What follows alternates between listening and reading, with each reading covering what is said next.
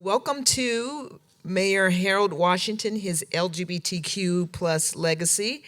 This is part of a year-long series of events culminating next April with Washington's 100th birthday celebrations. 100, right? So tonight we're going to hear from LGBTQ plus advocates who worked for Washington, served on his committee on gay and lesbian issues, and those who fought for the city's gay rights law in the 1980s.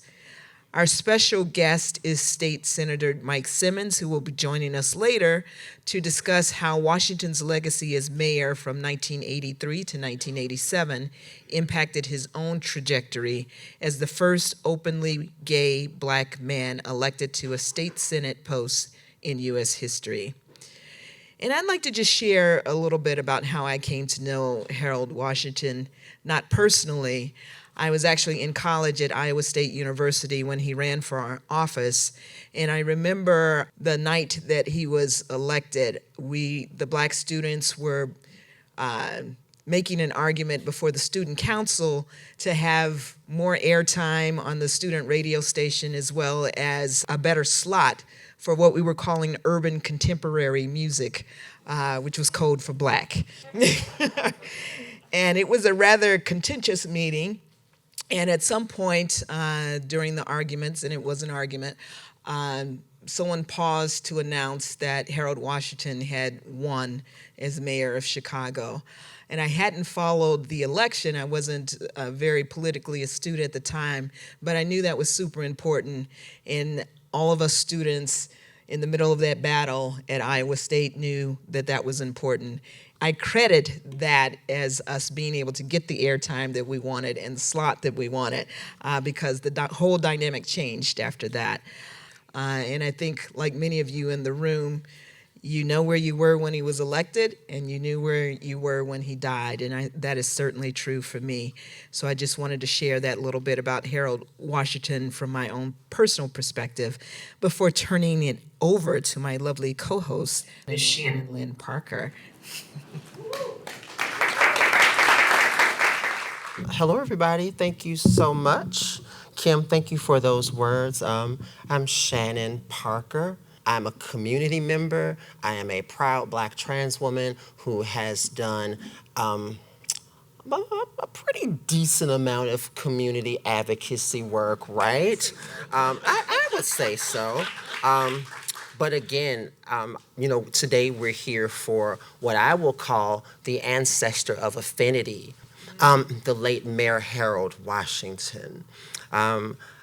Unlike Kim, I was rolling around on the floor when Harold Washington. Well, I was gaining my muscle strength when Harold Washington was in office. Harold Washington leaves behind a legacy that shines in the faces of so many bright, amazing, brilliant activists and elected officials, and even our very own first Black president, right? So when we think about the legacy of Harold Washington, it's all around us. It's seated with us today. I mean, I see it in the faces of individuals right now who dare to dream big. I think about Mayor Laurie Lightfoot, right? And I think about so many others that will come after her, all because of a man who said, I can do this, and I have to do this. I have to do this for those individuals who believe that this would never be possible. There's two words that come to mind when I think about the late Mayor Harold Washington, and that is shock and awe, right? From what I do remember, when I hear my parents talk about Mayor Harold Washington, I hear other people talk about him, they just said, oh my God, I can't believe that this happened. And the only thing that I can equate that to is the same feeling I had when President Obama was elected. I said, oh my God, get out. I can't believe this happened. Mayor Harold Washington, I hope that your legacy continues to live on through us. May we continue to make good trouble. And we stand on giant, giant shoulders. Our sponsors for tonight include Affinity Community Services, the AIDS Foundation of Chicago, Brave Space Alliance, the Center on Halsted, of course, Chicago House, Chicago Therapy Collective, Equality Illinois, Gerber Hart Library, Howard Brown Health, Lambda Legal, Legacy Project, Life for All, LGBT Chamber of Commerce of Illinois, Pride Action Tank, TaskForce Prevention and Community Services, Test Positive Awareness Network, YEPP, and media partners Windy City Times and the Chicago Reader. And it is now my pleasure to introduce Tracy Bain. Tracy Bain, oh yes, give it up. That's right. Come on, Tracy. You know, when you talk about standing on the shoulders of giants, without Tracy, a lot of us would not have had our platforms today. You know, yes, I wasn't gonna talk about stature, but still, you know, hey, with Tracy lifted us up when other people weren't. So, you know, I gotta give that up to you, Tracy. Tracy is the president and co-publisher of the Chicago Reader newspaper. She is co-founder and former publisher of the Windy City Times. Tracy Bain.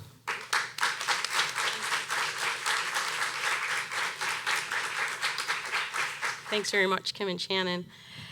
So, thank you to the Center on Halsted for hosting this event tonight. This was probably one of the quickest pulled together panels I've ever done. Everybody just said yes. I was like, uh-oh, now we have a lot of people. So thank you for everybody for being part of it. Washington was born April 15th, 1922 at Cook County Hospital. He died November 25th, 1987, during his second term as mayor. In April 1983, a multiracial coalition came together to support Washington as the first African-American elected as Chicago's mayor. Raised in Bronzeville, in 1942, he was drafted and sent overseas as part of a racially segregated unit of the U.S. Army Air Corps of Engineers.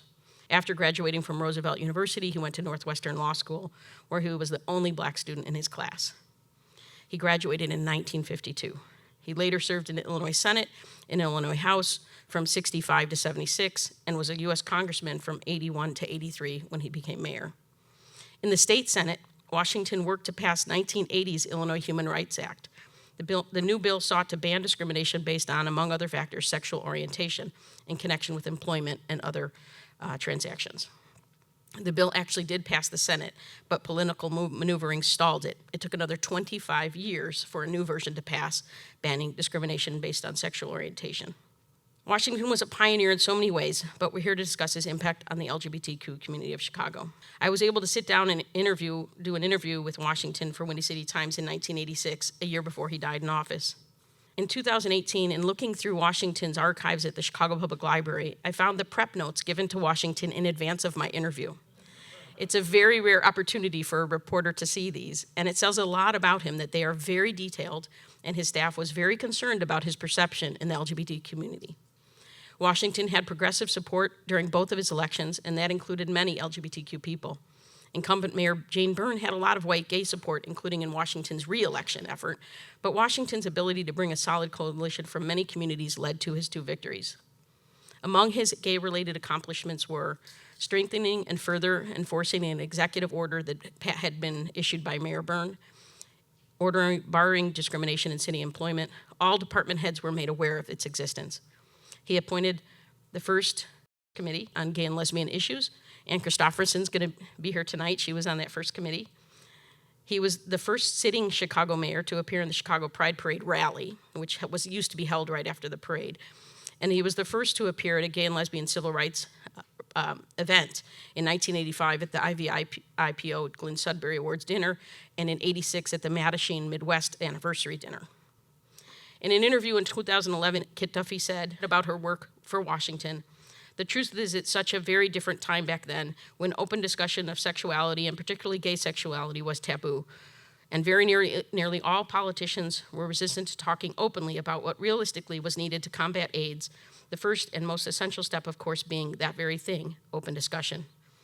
I had real conflicts with the head of the health department at the time over some statements he made about AIDS and his handling of the issue in general, which reflected that same reticence in dealing openly with needs such as clean needle programs, condom use, bathhouses, education of sex workers, and more." We're also going to hear tonight from members of what was referred to as the Gang of Four, minus John Henry Damsky, who died in 1997. Laurie Dittman, Art Johnston, and Rick Garcia were the other members of this group of activists working long hours with others to push for the city's gay rights bill. Washington was supportive of the effort, but was also up against racism and anti-Washington sentiments of the Verdoli Act 29, which we'll probably hear a little bit about tonight. But even once he got the council in his favor, and that was when there was a special election in some aldermanic areas so that he had a 25-25 tie in the council. Even after that, it was still an opposition that was headed in part by the Catholic Church and Joseph Cardinal Bernardin. I thought I'd just read a couple excerpts from the interview in closing about what Washington said in that 1986 interview. It's one of the highlights of my life that I got to sit down with him as a 24-year-old and ask him some questions about gay and AIDS issues, and to know that he was very well prepped years later makes me feel great that I had that opportunity. So my first question, or one of my questions, do you think it would have passed earlier this month? And this is in July, earlier in July, there was supposed to be a vote, but it was delayed a few weeks. Do you think it would have passed had Joseph Cardinal Bernardin, the Archbishop, not released his statement opposing the legislation? In the city council, his statement was put on the desks of all the aldermen. Washington said, "My guess is that based upon a non-scientific head count, it was close to passage. At that point, I couldn't guarantee. There were some swing votes in there. Clearly, the Cardinals' position had something to do with the attrition." Question, what were some of the reasons you couldn't pull in line all 25 of your aldermen in support of the ordinance? Washington, to be very blunt about it, it was never the most popular legislation that came down the pike, and many of the 25 in our group were borderline cases in the first place. What were there, 18 votes? 16 came from Washington's side. On AIDS funding, can you explain how you view the disease, since Chicago at that point was third in its response to it? Washington, I understand we're third highest in terms of patient dollars. Some of those dollars are not obvious. For example, last year, the year before last, it was $100,000. Last year, $200,000. But if you count the services over and above, it would go to a much higher bracket. Our problem's not there with appropriations. Our problem is, very bluntly, how to best utilize whatever dollars. I must confess to you, I'm not satisfied we know the answer. Now, the next part I did at the end of the interview because I was afraid I was going to get kicked out. Because getting to the personal attacks leveled at you by the Chicago Tribune, what was your reaction to those? The Tribune, in an article and an editorial, reported on innuendos about Harold Washington's sexuality. Washington, attacks? Would you testify to that they were attacks? And I said, I would say that they were attacks. I wouldn't say they were negative necessarily, but they were done in the light of being an attack. Of course, I wouldn't consider sexual orientation an attack. We considered it an attack because they were doing it in a negative light. Washington, I might add that I consider it the same way. They were attacks in the sense that they were trying to give an impression of me that wasn't true. I'm a black man. I don't want to be called white. Nothing wrong with being white, they tell me. Windy City Times, as far as reacting to the Tribune, you just let it go. Washington, in this business, you better. You wonder about the minds of men, how low they'll stoop. But you can't get hung up on that. In this business, if you're a successful male politician, somewhere along the line, some slug is going to call you something you ain't. It doesn't make you happy. Why'd you ask me that question? Windy City Times, because we considered it a very immature reaction, that the Tribune has not done similar reporting on other politicians in this city and state. We consider that an irrelevant attack on the Civil Rights Ordinance and on you. Washington, that shows you, no matter how big you get, if you're black, you got some serious problems in this country, which explains, I hope it explains, my own commitment to civil rights for everyone. I don't need any elections to support gays and their rights. I don't need an election to be a defender and supporter of women and Hispanics. It's natural. So I'm going to end with that. The full interview is available on the Windy City Times website, and I'm going to pass it back to Kim and Channyn. Thank you, Tracy. That was a great walk down memory lane. I had forgotten some of that. Actually, back in the day, I thought I was straight, so I didn't read Windy City Times. But it's a different life now. So now we're going to move on to our first panel after that great opening by Tracy. So our moderator for this panel will be Mona Noriega. So, yes, go ahead. I know that was a vet. So Mona serves as the chair of the Illinois Commission on Human Rights. So let's welcome Mona. And then Our panelists are Peggy Baker and Ann Chistophersen. So Peggy worked as a locomotive mechanic, union organizer, community organizer, and paralegal in Los Angeles. Then union organizer, precinct worker for Luis Gutierrez, and campaign organizer for Harold Washington. She worked with Robert Adams to bring the Names Project quilt to Navy Pier in 1988 under city sponsorship. And the other panelist, Ann Chistophersen, co-founded the feminist bookstore Women and Children First, which she owned with business partner Linda Bubon for 34 years. She was appointed to Mayor Harold Washington's Mayor's Committee on Gay and Lesbian Issues in 1987 and was inducted into Chicago's LGBT Hall of Fame. So let's welcome Mona, Peggy, and Ann. I think it's hard for people to understand what the 80s was really like. We're very far removed from that, and sometimes I am jolted back to what was just repeated, that we had no protections, and that was the status quo. That was accepted. I never expected that I was going to get married. I never expected that I can call the police. I never expected any of these things. And so it's, if you could each just a little bit say who you were, what you were doing, just introduce yourselves, who you were in the 80s, and then we can proceed from there. So, Ann, you right here? In 1979, Linda Bubon and I co-founded Women and Children First, and that was certainly, and that was a lot of what I was doing in the 80s, was starting the bookstore and putting our programming together and getting involved in lots of feminist issues, lots of gay and lesbian issues, and also intersectionality issues, if you will. The Crossroads Fund was an organization that funded grassroots organizing in the city of Chicago and gave money to, for the most part, pretty radical young organizers who were doing a whole range of political work in the city in small ways, but some of those grew to be doing them in larger ways. And it was precisely the fact that they were cross-community, cross-cultural in their philosophy and in their work that made that group so attractive to me. Because when Linda and I started Women and Children First, our focus was on work by women because that was an important place to focus. We also, of course, focused on particularly lesbian literature because lesbians indeed were women. And so it was part of our mission from the get-go. But we also understood ourselves to be a place that was broadly progressive, where we were interested in making common cause without losing our focused energy, but at the same time, we wanted to support and be part of whatever progressive causes there were. I came out of the feminist movement, so my early organizing work tended to more be in feminist issues than lesbian and gay issues, although that changed pretty quickly too.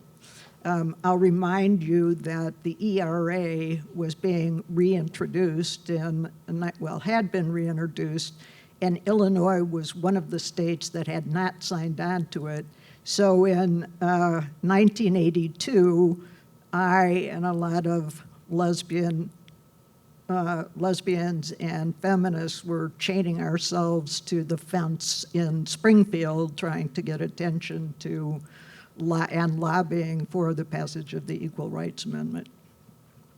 And there were a lot of issues that were women's issues, that lesbian women and straight women's issues, like child custody battles at the time, battered women's issues, certainly pay equity issues. And pay equity issues certainly crossed over into, was a big issue for lesbians because there was a double whammy there, being lesbian and not being protected, and being women and, making 66 cents then. So I know I'm going on too long already. Okay, she's taking it back.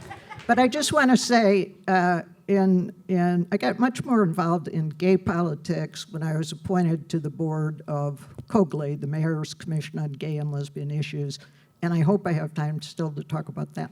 I want to give Peg a chance to lay what she was doing in the 80s and what that meant, how she came to here, and then absolutely, you have to talk about that. So I'll go back a little bit farther than that. I grew up in Los Angeles, which was sort of different than Chicago. Yes, I was a diesel dyke. In 1974, I started learning how to fix locomotives, and if you have any, I'd be happy to.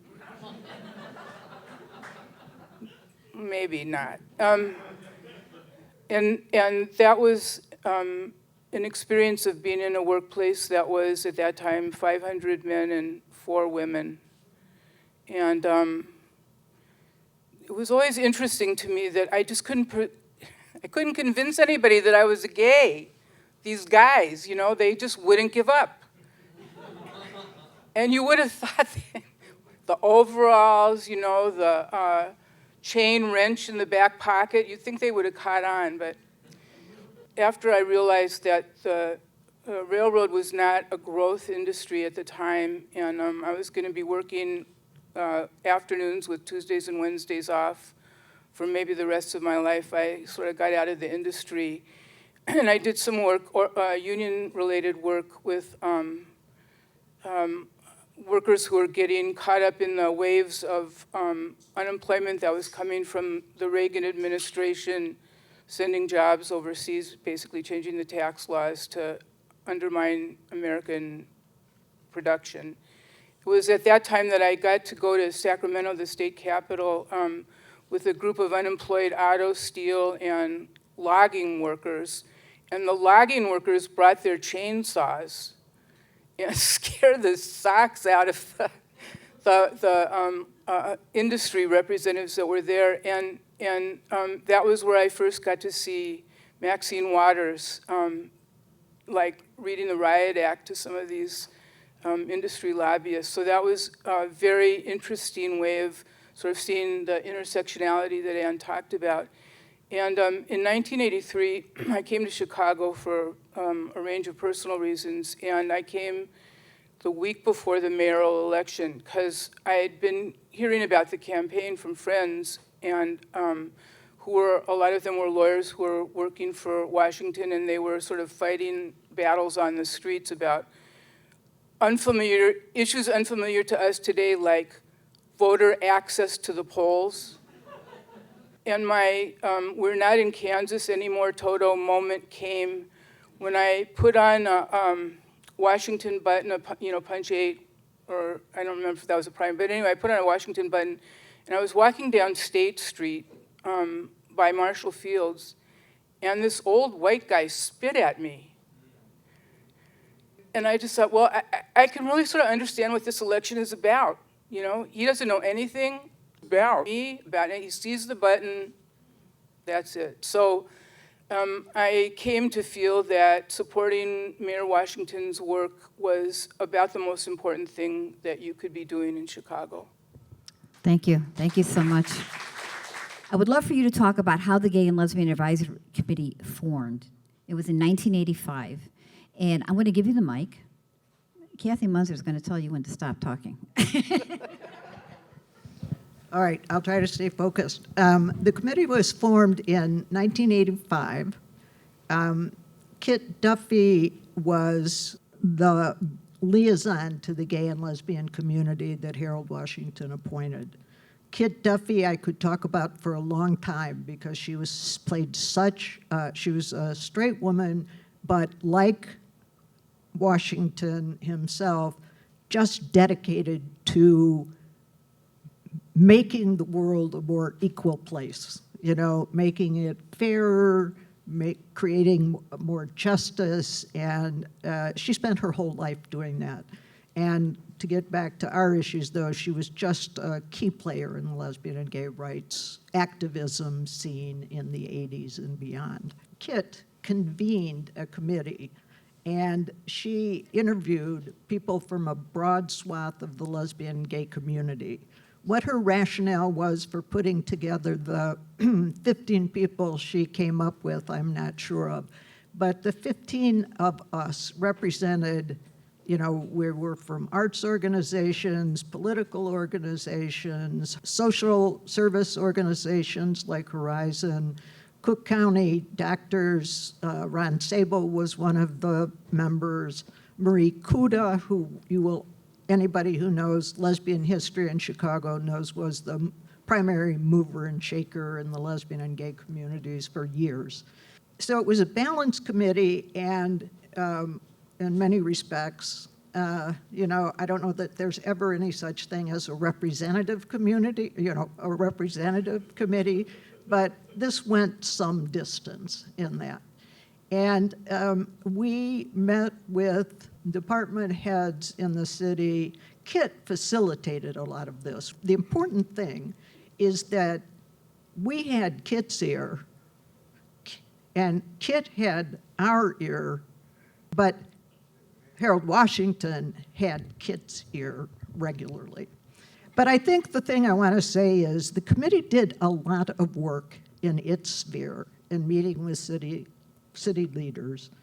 And one of the most important things, I think, was when we met with Washington, he listened to us closely, and he was really interested to hear personal stories.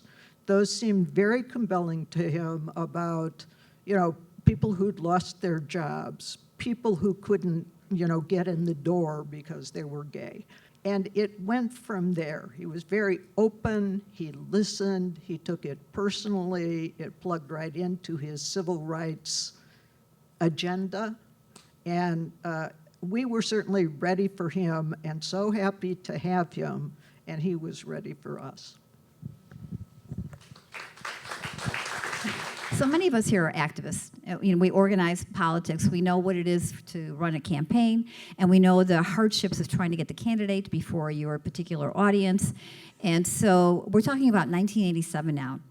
You've already experienced, you already retold the story of somebody spitting on you. So we all know how divisive.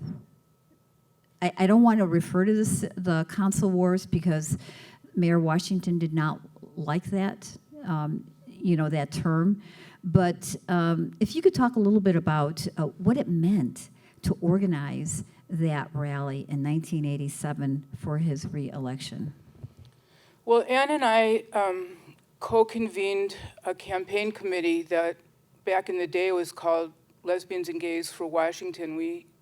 The LGBTQ term hadn't quite emerged at that point. I mean, there's a lot of other gray-haired people in the room, so I know you can sort of go back to some of that. But I had seen some of the gay men leafleting on behalf of Jane Byrne, and I just was so upset that there was no countervailing presence. And I felt like, we really needed to show our faces, and not just the women and not just the white women. But at any rate, so Ann and I were able to get a meeting with Jackie Grimshaw, who was Mayor Washington's campaign manager in the primary in 1987. And we said, look, we want to organize a campaign event for the mayor.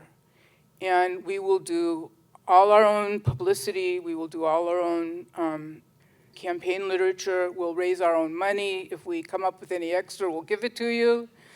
And all we want from you is the mayor for one event, one night. You can pick the night, just make sure he gets there. So, we were sort of young and crazy back then. And Lesbians and Gays for Washington, first of all, we came up with some great campaign literature that other interest groups picked up on. And one column was all of Mayor Washington's achievements as Tracy ran them down, and others have. And then the other side was all of Jane Byrne's achievements, and it was blank. And we had a great excuse to go out to the bars and talk to a lot of cute girls and share them with the guys, you know. And so we had a lot of fun, and we decided that we would organize our event. They gave us a night. It was January 22nd of 1987, and we decided we would have the event at the Bismarck, what was then the Bismarck Hotel, which is now the Allegro. It was where all the Democratic Party press conferences were held. So we sort of felt like we were spitting ourselves on George Dunn and all those old guys. We did a lot of outreach, and we felt like we wanted to do it downtown because we wanted to be able to pull folks who wouldn't go up to the Halsted corridor. We wanted to get the gay folks that were working downtown, you know, the lawyers and the legal assistants and the secretaries and the, you know, cosmetic clerks at Marshall Fields and where all, so that they could just come over to the hotel after work, get a drink, have some refreshments, and greet the mayor. Well, January 21st was the biggest ice storm of the winter. And plus, January 22nd, if you remember, is Roe v. Wade, the day of the decision of Roe v. Wade. So there was always, now it was always going to have an event. And so we started hearing things. We started hearing that maybe the mayor wasn't going to be able to make it. And Karimo was going to be the surrogate, and she would come to the event. And so at about 2:30, well, I started making phone calls up the campaign food chain. And at about 2:30 in the morning, I got a phone call from Jackie Grimshaw, who said, would you just go to bed? He's going to be there. I said, well, Jackie, if he's not there, get the chainsaws, dig a hole in Lake Michigan. Ann and I are in the water. So we had planned, Ann and I were talking about this earlier today, we had planned for about 150 people at the Bismarck, and we had, you know, canapes and whatever out. Well, at the starting hour of the event, at that, I think we said the doors were going to open at 6:30. There were 150 people there. Like the 17-year-old cicadas, you know, sort of went through the refreshments. And by the time Mayor Washington came with Helen Schiller escorted him in the room, we probably had 300 people. I think we drew twice what we'd expected. And Thank you. it was the most racially diverse event, I think, of the whole campaign, possibly even. And the mayor, I can't really remember much else because I was just so overjoyed. You know, we all were with what had happened. And the mayor sort of, I could see him walking in, you know, the guys were talking into their thumbs, and he's coming, he's coming, he's coming. And he walked in the room with Helen, and he looked around the room, and he just got this grin on his face. He was so happy. So that was the I can only zenith of my imagine. life. I can only imagine that met his definition of what his coalition could be, and that was so important to him. Okay, so clearly the 1987 election wasn't a success. The primary in 1987 was in February. Mayor Washington won the general election in April. Peggy, you were hired into the city position right before Pride in June of 1987 with the Commission on Human Relations, correct? Yes. My former alma mater. Okay. So again, I want to paint the scene just a little bit. So some of your colleagues might have been patronage workers and thus maybe not committed to civil rights as we think of them today. Or as we thought of them then. Yeah. That plus you were the first paid LGBT liaison in the country. And so there were no models of what a liaison's work looked like from a city worker perspective, nor was it clear from a community perspective what could be achieved as a City of Chicago government worker versus an activist. So but can you talk about what it meant to have, you know, to be in that role? It was a mess. You know, clearly getting the Human Rights Ordinance passed was the activists' main agenda item, but there was AIDS, and there was the basically disaster of the Department of Health, which, I mean, the Commission on Human Relations wasn't a model of civil service, I would say, but the Department of Health had been a dumping ground for patronage workers for years. So not only did we have a Commissioner of Health, Lonnie Edwards, who had, let's just say, ambivalent feelings about speaking out on anything to do with gay and lesbian issues, but he had a whole department of staff who wouldn't touch it with a 10-foot pole. And so in addition to trying to get the mayor's attention, who had finally got a working majority on the city council, there was a problem of trying to get people who were on the ground providing services in these teeny little community-based agencies that were doing frontline HIV outreach in sort of like the darkest of times at that point.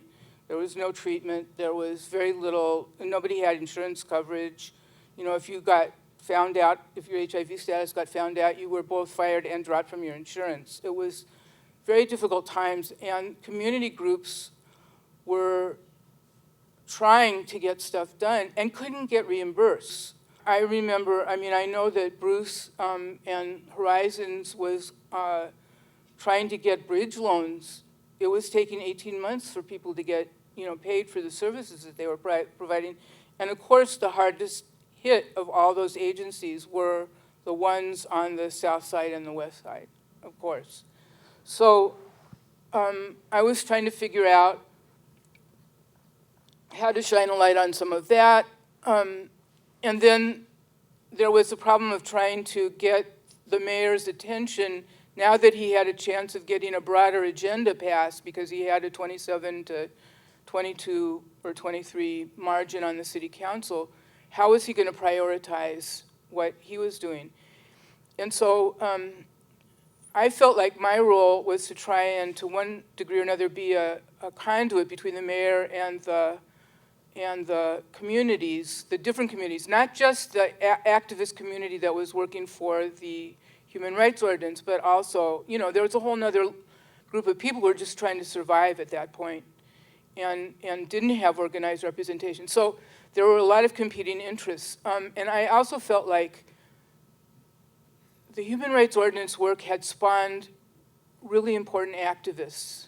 And they were, like Rick, like Laurie, like Art, like Ron Sable, they were the ones that were out there doing that work. They were very good at it. They had their own connections. That was not where I could make my best contribution. And so I felt like they needed to do that work. I needed to make sure that I could do what I could to support that, but there were also other important things happening. Well, the long and the short of it was that, it took a while to get people's attention, and the vehicle finally for getting the mayor's attention was the Commission on Human Rights had an annual luncheon. That was its main fundraising event. I threatened to boycott it if I didn't have a meeting with the mayor before that luncheon. My director finally got the phone call returned and got that meeting, and the mayor agreed to put his chief lobbyist, Tim Wright, on getting the ordinance, the final language drafted and agreed to by, the activists that were sort of spearheading it. And he came to the luncheon, and I got to escort him to the front of the room, and he was very gracious. Again, another high point. Like, if you ever met Washington, that just being in his orbit, it was like, there was no rest of the world. You were just basking and being in his presence. But at any rate, and then a month later, he was dead. So it was a hard time. I have heard you talk about what it felt like to be in city government, surrounded by people who were appointed by his predecessors who were not in favor of him. And that's a whole other level of the story. In addition to the demands for civil rights that activists who we'll hear from on the next panel were well positioned to fight for. That's what you referred to. But as you say, we were in the middle of an HIV/AIDS pandemic that our federal government and our Lonnie Edwards refused to acknowledge. So I think what I would like for you to talk a little bit about is the first unveiling of the names quilt in Washington, D.C., and that was in October of 1987, so right before the mayor's passing. and how that influenced your work in establishing the NAMES project here in Chicago at Navy Pier. I went to D.C. for the March on Washington with the city's blessing, and I think they even bought a plane ticket, so that was pretty wild. And I had the good fortune to come back from the airport in a cab with Bob Adams. Bob Adams was a very great man who worked for the city of Chicago at that time as a lawyer, and he said, we got to bring the quilt to Chicago. So we went to, I don't even remember how it went through the pipeline, but we basically got the city's official sponsorship to have the names quilt displayed at Navy Pier. Now, we were driving up Lakeshore Drive tonight, looking at Navy Pier. Again, gray hairs. If any of you remember, at that time, there was a quarter mile of Quonset huts from World War II going the length of the pier, and then that beautiful old rotunda at the end of the pier. So we were able to get the city to agree to letting us have the pier for the display in July of 1988. And I basically worked as a sort of mole within the city to get city services. I told Mona this, like, if you think about Quonset huts and you think about the quilt, and then you think about Peggy going and talking to the fire department about all of its fire retardant treated. You don't have to worry about it. Yes, we're hanging 12 by 12 fabric for a quarter of a mile on either sides of this wooden building. Not a problem, not a problem. They didn't push the issue. They did park a pumper truck at the base of the pier when we had the display. And then, of course, Cleve and the people in San Francisco were a little, we hear it rains a lot in Chicago. Now, there's not going to be any problems with the facility with leaking or anything, is there? Oh, it never rains in July. And we had these cherry pickers sort of scattered around, and these guys who had been working on who were volunteers, were like, I hate heights, and there was these 12-foot panels, and so we had to walk in. Attention, local 12 over there. There's rain is leaking through the roof, and these guys would go scooting off in their cherry pickers and go up. We'll pull that section down just for. So it was crazy. But the thing I want to say about the Names Project and what it meant to the city was, we had 25,000 visitors at Navy Pier in 3 days. Did any of you come? Okay, 25,000 people. It was 1,000 volunteers. It was a steering committee who's now, may their memories be a blessing. Most of them are gone. Most of them died before there was any medication, but they worked their hearts out for this project. They took their sewing machines to the heart of the West Side. They met people they never thought they were going to meet. They came out on their jobs in ways that they never thought they were going to come out. I mean, a lot of these men were real heroes in the day. But the thing that was the most crucial to me was, sort of crystallized by Reverend Willie Barrow being one of the first readers of the names at the pier. She never admitted that her son was gay, and she never admitted that he died of AIDS until she made a quilt panel for him, and that was the outreach.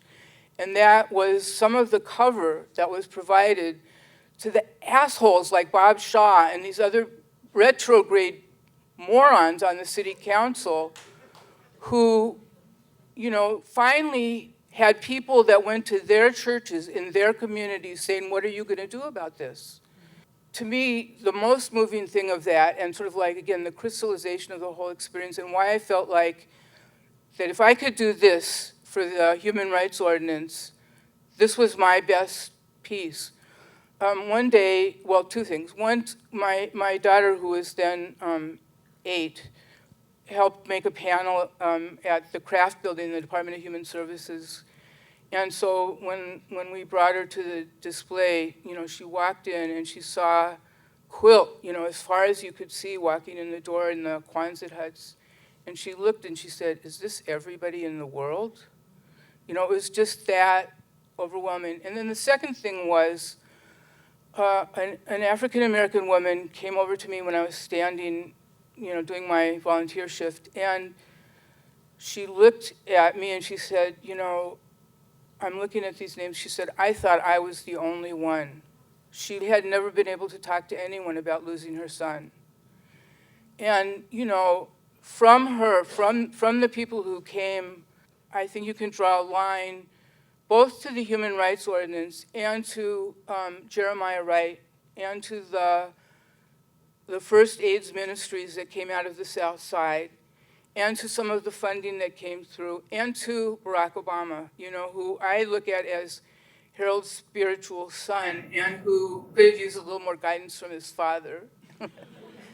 But to me, that was what the Washington administration was about. Thank you so much. Thank you so much Thank for you, coming up Mona. here. Thank you so much for everything.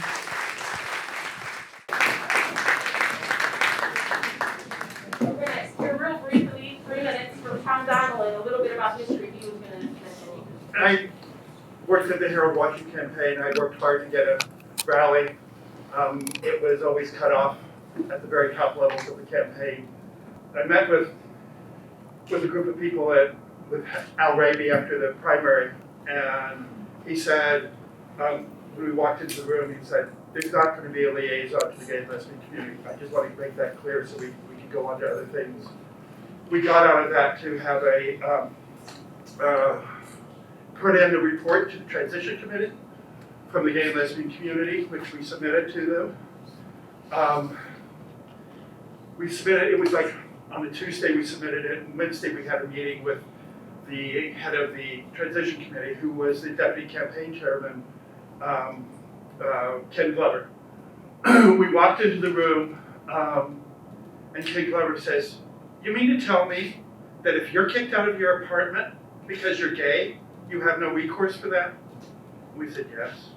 He said, you mean if you're fired from your job because you're gay, you have no recourse for that? We said, yes. And he says, this isn't about sex, this is about civil rights. He says, now what we're going to do about this is you're going to announce that I'm the liaison for the mayor's office to the gay and lesbian community. He says, I can deal with the fallout from the mayor. I'm good enough friends that I know that this has to be done. He says, I'm not going to be somebody who goes out to all the parties and events. I'm not somebody that's just not me. He says, but if you have an issue that the city needs to address, he says, let me know what it is. I will get you in touch with whoever is in charge of that area, and I will make sure they listen completely or attentively to what you're doing and actually address the issue. And so we convinced Bill Williams at Gay Life that he should write in the paper that we now have a liaison to the gay and lesbian community, which he did, and as a result of that, Ken Glover was appointed. But it also spoke to me, what he said was at the upper level, there, within the inner circle of Harold Washington, that there was somebody in there or some group in there that was curtailing any kind of interaction with the gay and lesbian community. And that was, it was part of what I experienced. So it's interesting to know that, Ken literally probably within 24 hours made a whole change of pace of what he was doing and created the office for us to have, and that we, I think, continue to have here. It truly is amazing how far-reaching a legacy is. It's like dropping a pebble into a body of water. Its ripples truly do seem to go on forever. So with that being said, I want to introduce the second panel of individuals who have been submerged in Harold Washington's legacy. Our amazing moderator, Mary F. Morten. Yes. Mary Morten is the president of the illustrious Morten Group. Our panelists include Laurie Dittman, Rick Garcia, and Art Johnston. Thanks so much, Shannon. Good evening, everyone. Happy to be here. And I will just say my story of coming out was really in '84. And I came out while I was, when I got involved with Chicago Now. So that was my road into activism, if you will. And I used to go to Women and Children First bookstore all the time, and Barbara's bookstore, and I would just go and sort of hang out in the gay and lesbian section, because I figured that people then would know that I was part of the community if I could just, I just sort of like, I was, hang out with those books and whatnot. So in any case, excited to have this chance to talk with all of you and to really pick up where the first panel left off. I too want to start with, what were you doing, right? What were you doing in the 80s, if you will, that led you to your advocacy work? So I'm going to start with you, Laurie. In the 80s, I was working at the Independent Voters of Illinois Independent Precinct Organization. And so my main interest at that time was independent and progressive politics from that organization. But what it gave me was a lot of leeway to get involved in other things, just because the issues that were important to them was so broad and very inclusive of gay and lesbian issues. They allowed me to get involved in the human rights ordinance, did a lot of work there. The Lesbians and Gays for Washington, we worked out of IBIPO's office. Steve Jones, if anyone remembers him, was also involved with IBIPO, and we started the Independent Gay and Lesbian Caucus, which then hosted the Glenn Sudbury Awards that were referenced earlier. And all of these involvements gave me an opportunity to meet and be in the same room with Harold Washington, whether it was the Glenn Sudbury Award or the organization's endorsement sessions, which he would attend. So it was really, it was an honor, just kind of this kid out of college, all of a sudden being involved in this organization and being able to meet Harold Washington, Tim Black, who was on our board, along with a lot of other people that continue to be an inspiration to today. Thank you. Great, thanks. Hart? In the 80s, I was obsessed with the new work that my husband, my partner, now husband, and I were doing, which was opening a bar. As we all know, Chicago's always been the greatest newspaper town in the United States. And the coverage, which I devoured every week the moment the newspapers were delivered to my bar, about the new stuff that was going on, which was rising up from nearly nothing. There were folks pushing for a human rights ordinance. I was reading about it. I was reading about the gay lesbian town meeting that these two folks were so involved with. But I also read that it was a new day. And we don't need any more top-down leadership. We don't need any bar owners working on these issues. So I had that feeling that I didn't want to go any place I was not welcome. So I was very interested, but I did not go because I owned a bar and I thought I was therefore eliminated from being involved. We had, however, an interesting thing happen, which was before the first vote on the human rights ordinance that would include sexual orientation, they wanted to have a large rally, indicative of the mixed feelings at the time. Some folks thought we were going to have a vigil. Some folks thought we were going to have a rally. And I heard that the folks organizing the new ordinance wanted to close all the bars on Sunday night. And Bill Williams, who was referred to earlier, called me up and said, "Art, do you think that's a good idea?" I said, "I don't think so." He said, "You better get your ass to that meeting." So I went to that meeting, and that night met Rick Garcia and Laurie Dittman and other folks who'd been working on it. And they asked me, they said, "Well, there's a bar owner present. What do you think? Should we close the bars on Sunday night?" I said, I think it's a terrible idea. And then somebody asked the hard question, well, what do you think we should do? I had no fucking idea. So out of my butt, I pulled out the following. I said, no, we should keep the bars open, ask the bar owners to contribute money for buses, and then we'll have people go to the bars, go down to the rally in buses, and come back. Well, it worked out really well, and that was my entree into working on the ordinance. Up to that point, I really was not involved, but these two folks with us were the ones who were doing all of it. Great. Thank you so much. Rick? In the early 1980s, I was in Washington, D.C., working at a Catholic gay and lesbian rights organization. And it was a center run by nuns doing education and organizing. And through that, I had some opportunity to work on some legislation in other cities throughout the country, organizing Catholic support. And I really, really liked that.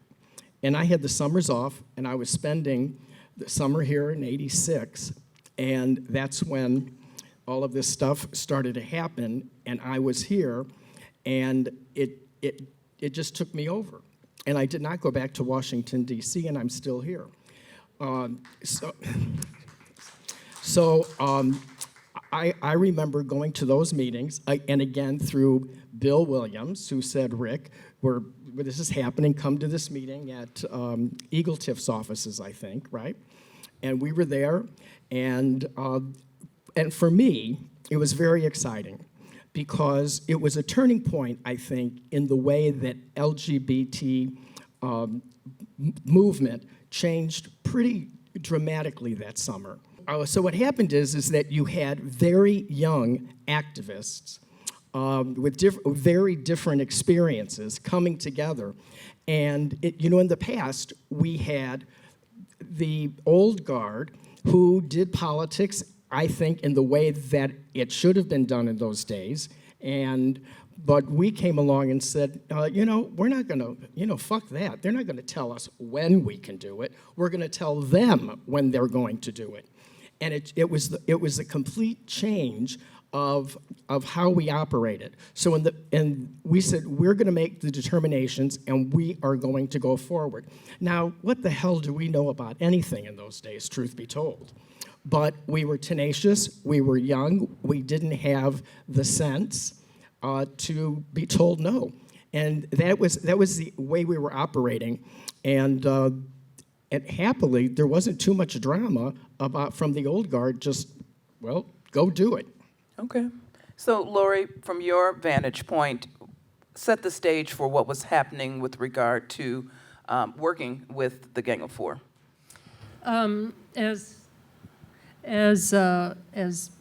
Rick and Arthur were saying, we came with a very different strategy, and there, nothing against all the work that was done beforehand, but it, I think, required a different approach. Where, I think earlier there was a feeling about, well, if we can get people to like us, then they'll give us our rights. And that wasn't our approach at all. So, and to bring it back to Harold Washington, I mean, one of the things I remember about, the earlier vote on the ordinance was, he almost had a hands-off approach in some ways, but it was very good in that it was up to us to do. It wasn't up to anyone else to give us these awards or these ordinances and rights, and I think from that point on there was a feeling that we had to fight for it. We had to figure out the right strategy to do this, and so we took a very different approach in focusing on the audience. Who's the audience? The audience isn't the entire city in terms of let's get everyone to like us. It was, we have 50 aldermen, We have some key people in the mayor's office, and those are our focus. And we kept lists and charts that would change by the hour in terms of where we thought certain aldermen were. You know, where are they in the yes? Are they in the no? Are they in the maybe? If they're in the maybe, who can influence them? You know, who can talk to them? Who's in their ward? And it was a very much different focused, this is our audience, these are the only people we need to convince. And then that was our approach, and we developed some other very creative strategies to do that. Art, and if you also can just include the roles that you played. For instance, what was the role that John Henry Damsky played? One of the best things I ever did was become good friends with John Henry Damsky, which was weirdly enough over gay softball, and there were folks who were paying straight people to pretend they were gay. And John Henry was willing to come with me to a big meeting and write about it. And John Henry and I became dear friends. What none of us knew, we knew John Henry was one of the great characters of Chicago history. He knew every waitress of every dive on Broadway. But what we did not know was he had been following Chicago politics more than any of us. He brought to our group an understanding of every alderman in the city council, where they were on a range of issues, and strategizing about how we might convince that person. In the beginning, I was the most naive. I just thought, well, we'll show them that there's discrimination and they'll fix it. And that justice argument maybe gets you one vote on a good day. John Henry's addition to all of our work was phenomenal in that he helped us strategize about how to move forward. I, for one, did not understand that most individual aldermen did not control their own votes. We had to find out who was the power behind the alderman. And in some cases, we had to march in the wards to get them to come on board. In some cases, we just had to invite them to come to the gay community because they wanted to run for mayor. So it was a range of things. You should know we ended up voting on this ordinance 3 times. The first 2 we failed. And one of the best things Mayor Washington ever taught us was when we got to that first vote, many of us still, although we'd been told it's probably not going to pass, we don't have the votes, still, we thought Big Daddy's going to take care of us. Harold will somehow get us the votes. And it was a moment of intense education for all of us when we lost that vote. And the mayor made clear to us, folks, don't rely on me to get your rights for you. You must learn to do it for yourselves. So, yes, 3 votes. However, I would love to know, what did Harold Washington eventually do to help build support so that the ordinance passed under Eugene Sawyer? What I think Harold Washington did was teach us that we have to do it. That he wasn't going to come in like maybe previous Mayor Daley and say, you do this and you do this and you do that. It was, I'm going to be there, I'm going to be supportive, but you have to do the hard work. And we realized that doing the hard work meant we had to determine who our targets were. And I think, as Laurie said, this was very important. We kept saying over and over again, we have to get 26 votes. That's it. And, you know, at one of our meetings, somebody wanted to put a blimp over Wrigley Field. And we kind of looked at each other like, you're targeting people in Arlington Heights? What is that about? And one little strategy that we had, some of you are going to absolutely hate this. We were all about inclusion. We had the town meetings all over the city of Chicago, west side, south side, up here. And but there were a group of us who got together an hour before the general meeting. And then we'd say, okay, this is what we need to do this week, or this is what we need to do. Okay, you sit over there, I'll sit over here, you say this, and I'll say, oh, that's a brilliant idea. Don't we all love it? Now he's telling secrets. I know, but so the thing is that we had to do it ourselves, and some of the most significant, this is Norm Sloan, took on voter registration. And if anybody says, how do you do it? I say Norm Sloan. I always say this. It was September 14, and we were getting close to another vote, and Sneed, the columnist Sneed, that morning had this big story about the lesbian and gay community are registering voters. And I'm walking through City Hall, and this alderman, who I didn't think he knew me from Adam, said, Rick, can I ask you something? Oh, sure, Alderman. Did you register any voters in my ward? And I said, well, of course we did. We did it in all 50 wards. And that really changed a whole lot. They started to engage us. They started to talk to us. And we really focused on getting constituents, getting people who are influential to aldermen, and to persuade them that this was not only the right thing to do, screw that, it's the politically good thing to do, and it's a good vote for you. And that helped us, I think, immensely. The other thing that I would add to that, to sort of complement what was happening like at the aldermanic level, are the postcards that we did. And we had people, out on Halsted Street, all hours, with an ironing board, getting people to sign postcards saying support the ordinance. We had it organized by ward, so we know how many people were from each particular ward. And that came up later when, we'd hear from aldermen, well, there are no gays in my ward. It's like, and at one of the hearings, one of the people's, yeah, I live in your ward. And that made a difference too, I think, in complementing that it wasn't just, the aldermanic pressure, but also, yes, these are your constituents as well. And one of the things that I think we were really blessed, okay?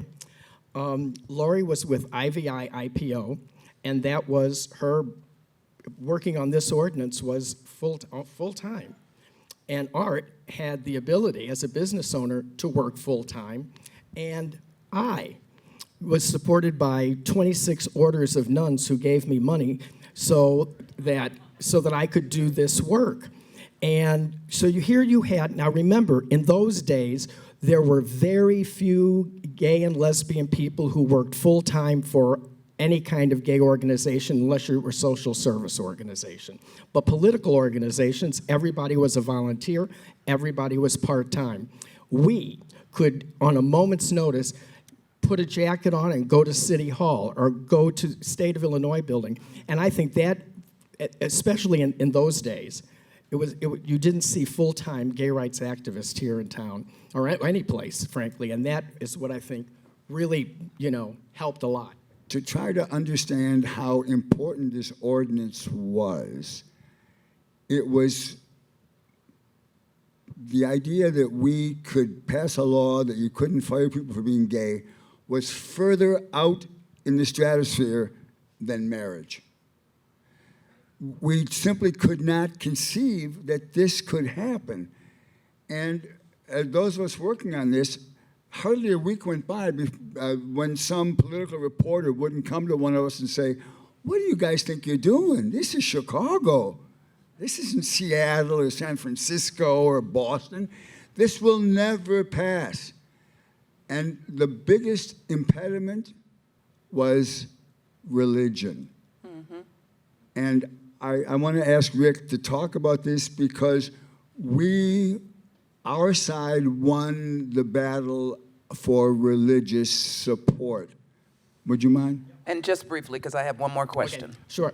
One of the things is we knew that when Kathy Osterman, the late alderman, she came to us and she said, you need 26 votes. How many Catholics do you have? We said, what? And she said, we have a problem with the Catholic vote. Go down the list. And so we did and identified the Catholic vote. And then the strategy was, that worked brilliantly.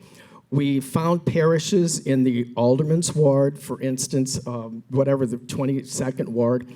There's St. Pius, Dominican nuns there. I had a friend who's a Dominican nun, and two of the sisters went to City Hall. Kathy Osterman brought the alderman out, and we'd have nuns in the anteroom talking to the Catholic legislators. And they were shocked when they'd see me or one of these guys standing there with 2 or 3 nuns, and like, what are they doing together?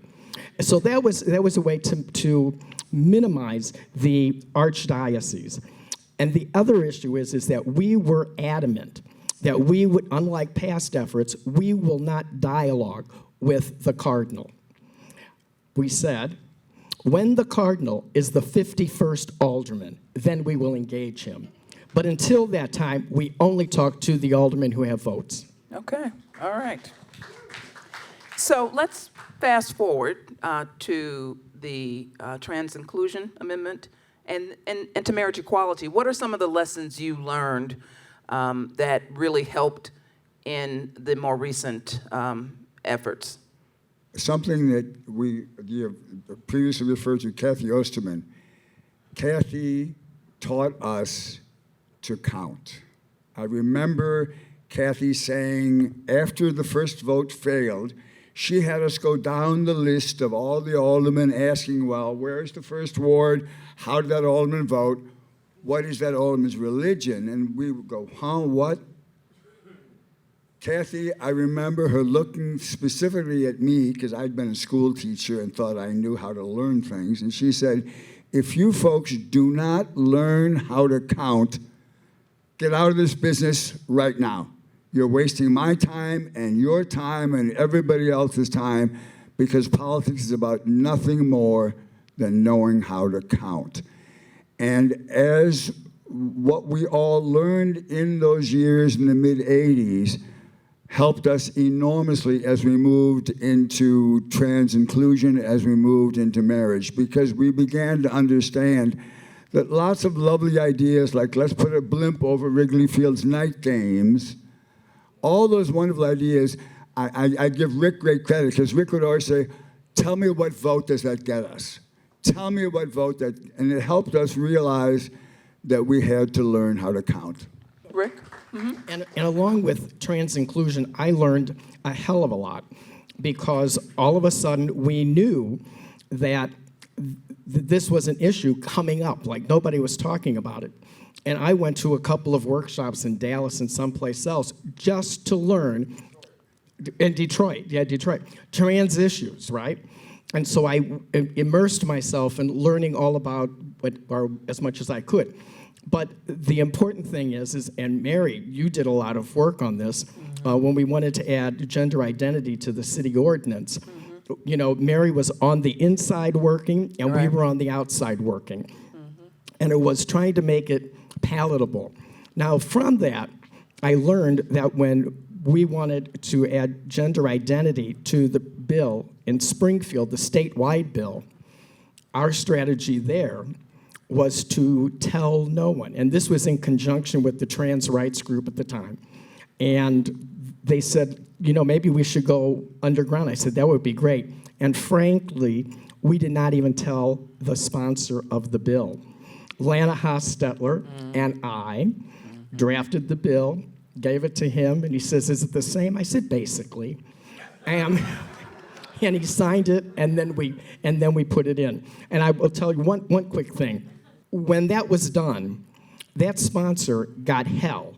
Oh, did he get hell from the fundamentalist? No.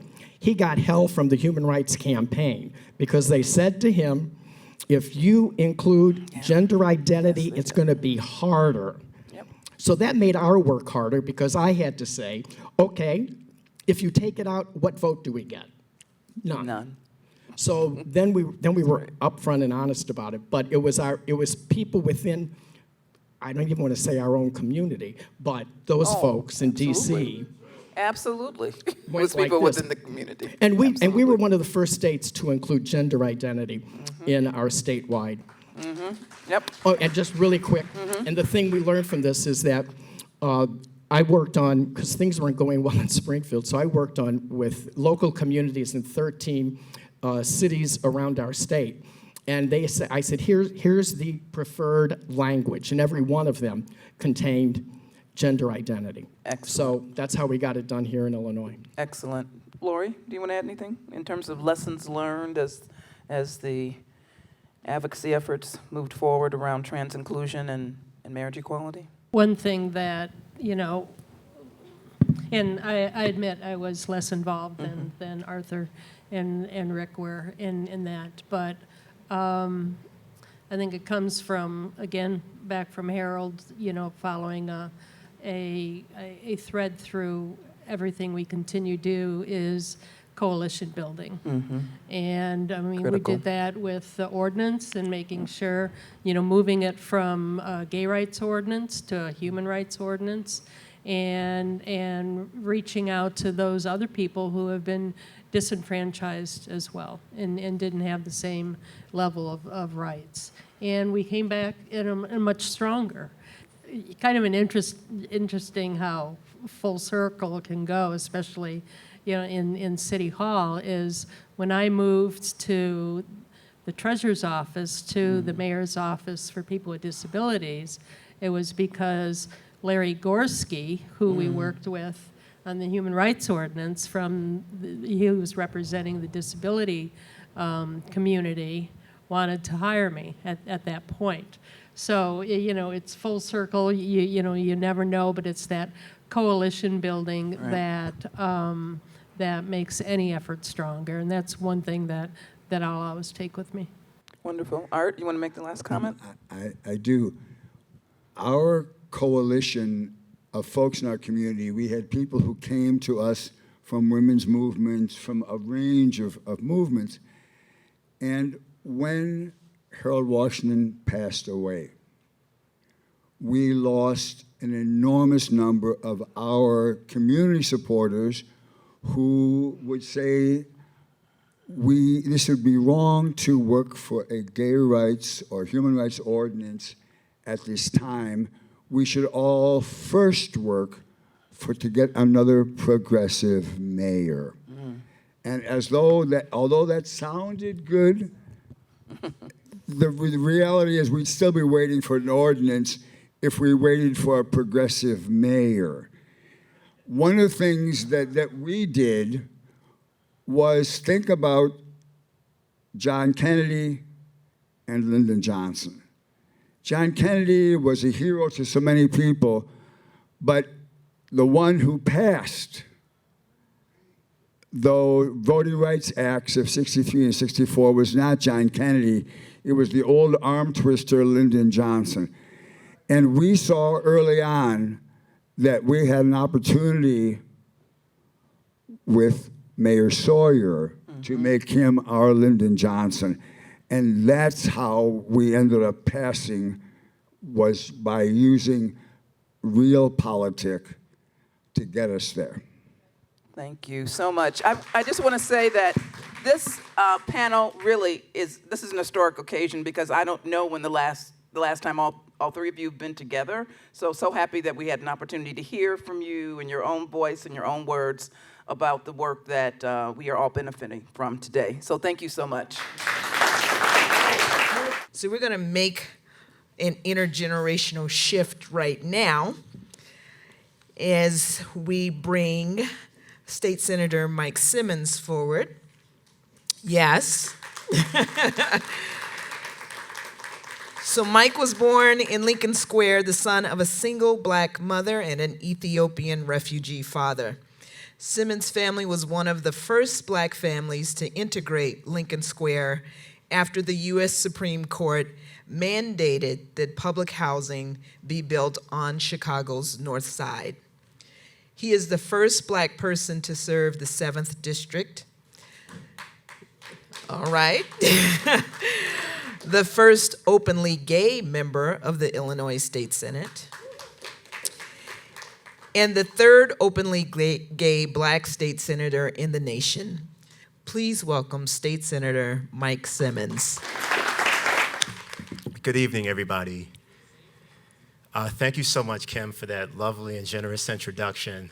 Thank you all for being here tonight. One of the true joys of being in this role, there are times when I get to be with people that I've been friends with for a long time, and there's so many old friends in this room tonight, and it's just so good to be with you tonight. This is what I live for. I'm Mike Simmons. I'm the new state senator for the 7th District. It covers the neighborhoods of Uptown, Edgewater, Rogers Park, Lincoln Square, West Ridge, Andersonville, Ravenswood, and then a little bit of Lakeview. And if you know anything about those neighborhoods are ground zero for the LGBTQIA community for several decades. When we talked about the legacy of, ACT UP in the 1980s in Uptown, which I learned about from Art Johnston. When we talk about the activism that played out in the late 80s when people like Rick Garcia and others were fighting to get that ordinance passed at City Hall. I mean, all these things, all the people that really cared about this stuff and willing to sacrifice something to make it happen really came out of those neighborhoods. And so what a profound honor now to represent those neighborhoods as the first openly gay state senator. And I always like to say, right, that in 2021, I'm disappointed that it took this long for it to happen, but I'm nonetheless honored to be the first, and that certainly will not be the last. So, let's talk about Harold Washington. I was born, actually, I was 3 months old when Harold Washington was elected mayor, and I was 4 years old when he was reelected, so I have almost no recollection of Harold Washington or much of anything before I was 5 years old. I remember, having cookies, and I remember when I fell off the monkey bars when I was 4 years old, but not much else. And, what's interesting is that I remember when, I grew up in a kind of household where, first of all, it was multi-generational, so it was my mother, it was my grandmother, there were two of my uncles, and there were a whole mix of cousins. And I remember how everybody's faces would light up when they would talk about Harold Washington. When I was 7 or 8 years old, people talked about him like he was a dead ancestor. I mean, people would just say, even my mom, who's no longer with us, is not somebody that was political, but just was inherently very human and very much had a beautiful spirit. She would light up and say, oh, Harold was just so good for the people. And that's what she would say, and that meant so much to me. I knew what she was saying when she would say that. And what inspired me about that is later on when I would read about Harold Washington, he just had such a marvelous way of connecting with ordinary Chicagoans. And not just that, right? That's special enough to be able to just connect with regular folks. But he did it in a way where he built these huge and incredible coalitions of people. Harold Washington, as best as I understood it, was a phenomenal politician because he was elected mayor at a time where Chicago was still overtly racist, right? Where people would literally tell you, we will not vote for the blacks. And some of those people lived in the neighborhood I grew up in Lincoln Square in the 1980s. People there did not vote for Harold Washington. And so I'm inspired by that, right, as the first openly gay state senator and just as significantly, the first black state senator from the 7th District covering all these North Side neighborhoods to be representing so many different people. Now, I have to be a coalition builder. That was a whole part of what I talked about earlier this year when I went for the appointment, is that I literally grew up and was shaped in the type of context where people from all sorts of backgrounds were literally my friends, and in many cases is literally my family. My grandmother having barbecues in the early 90s in Lincoln Square, and you would look outside in our backyard and you would see people from the Philippines, people from the Balkans, people from Mexico, people from East Africa. My dad was an Ethiopian refugee who barely spoke English but was really smart. That was literally the barbecues that I grew up as a kid. And Harold Washington kind of looms over that. And my grandmother would talk about him late at night when they would have a few drinks and they'd be in the backyard. And she said, man, Harold was just so good for this city. It's such a shame that we couldn't see him be mayor for 20 and 30 years. Imagine how different things would have turned out to be. And as a state senator now, when I reflect on it, I've looked at some of his videos and I listen to how he talks about leadership circles, right? He once said he gave a lot of lectures. If you all haven't seen them, I would, Google the lectures that he gave when he was a state senator, when he was a mayor. He talked about how he would never trust one leader. He said, I wouldn't trust a leader if I saw one. I believe in leadership circles. I believe in leaders who are accountable by other leaders who are then accountable to the community. And that's the type of leadership that I am trying to literally be a living example of, as an intersectional state senator representing a neighborhood, a district that probably is one of the most diverse districts in the Midwest, right, or the country for that matter. Rogers Park is literally one of the most diverse communities in the country.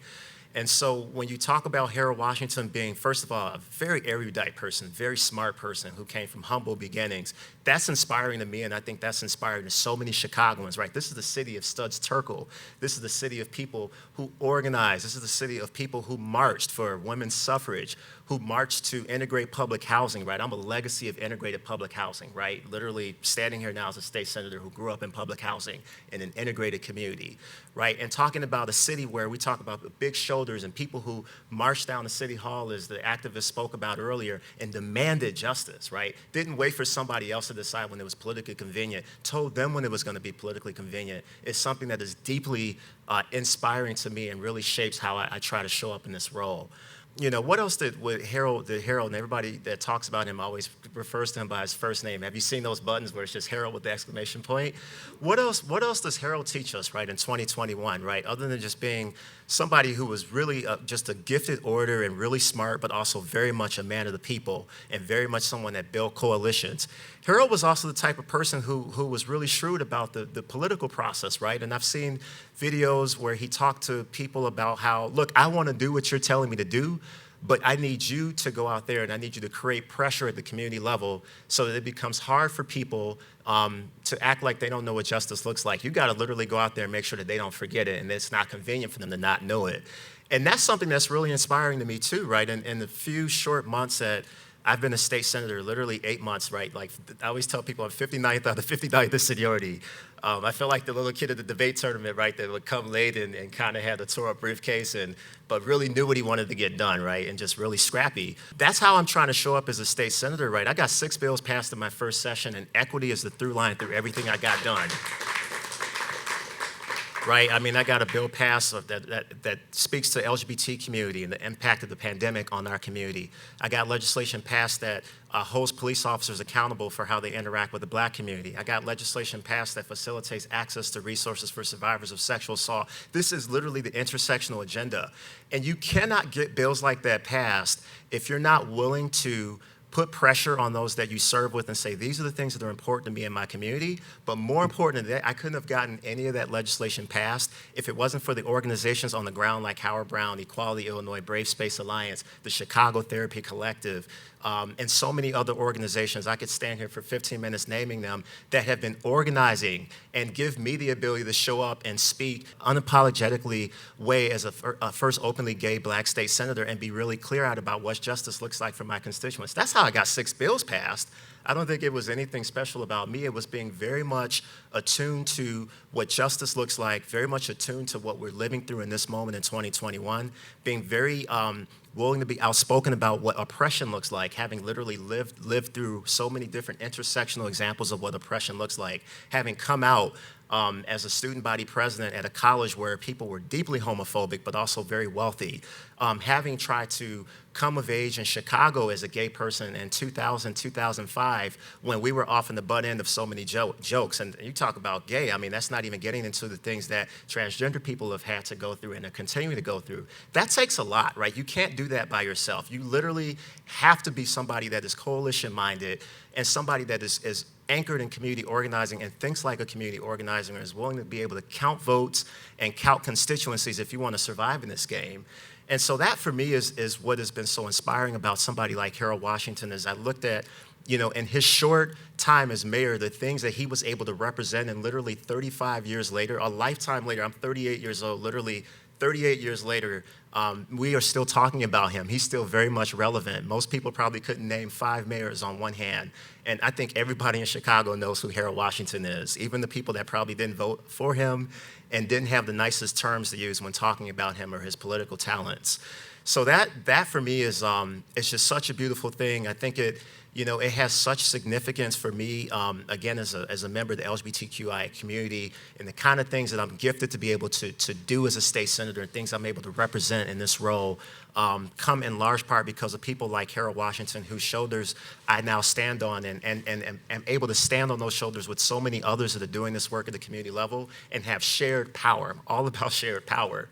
right? Because when we do these things together, we leave a ripple effect. It redefines the political culture.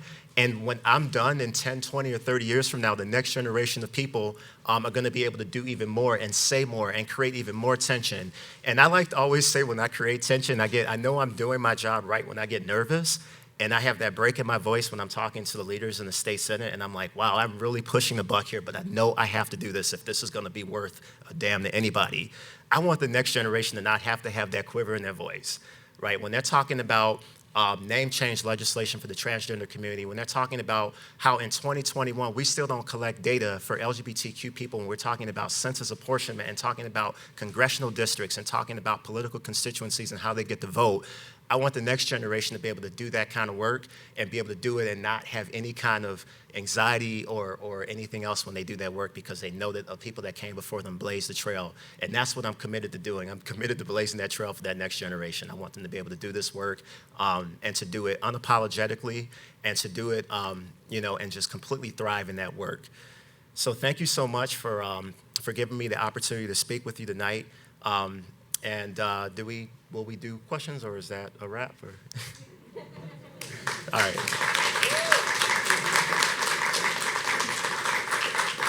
Thank you so much, Senator Simmons, and it's wonderful to say Senator Simmons. I first met Mike when he was working in the mayor's office when we were working on LGBTQ homeless stuff with Kim Hunt. Thank you to Kim and Channyn, and man, all the panelists, each of them we could have spent a lot more time with. Michael O'Connor reminded us to mention Alderman Cliff Kelly, who first introduced the gay rights ordinance in the early 1970s. African-American alderman, Southside, took a lot of heat for it. Very strong ally to our community all the way up through today. Thank you, everybody, for coming out tonight. Don't forget to watch The Sky tonight, even though the mainstream media seems to ignore that they exist. Yeah. Thank you to everybody that really just said yes to doing this, and I know we need more of these kinds of programs, so thank you for coming out in the middle of Delta variant and everything, and I wish you all a safe journey home. Thank you.